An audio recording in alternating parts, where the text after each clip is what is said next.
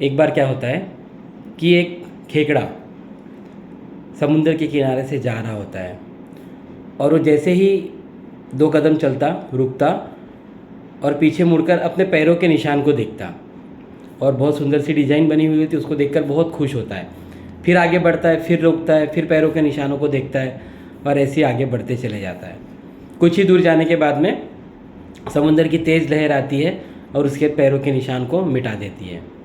ये देखकर खेकड़ा बहुत दुखी होता है, गुस्से में होता है और लहर से गुस्से में कहता है कि मैं तो तुझे बहुत अच्छा अपना मित्र मानता था और तूने मेरे पैरों के निशान को मिटा दिया। तब लहर कहती है कि मित्र, तुम आज भी मेरे अच्छे मित्र ही हो।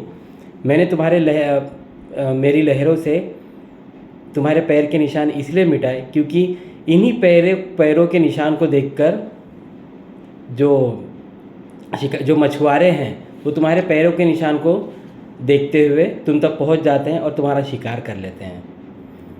तो कहानी का सार यही है। इस कहानी के माध्यम से एक यही सीख मिलती है कि बिना सोचे समझे किसी पर अपनी कभी राय नहीं बनानी चाहिए। किसी को बिना समझे आप किसी को गलत नहीं मान सकते।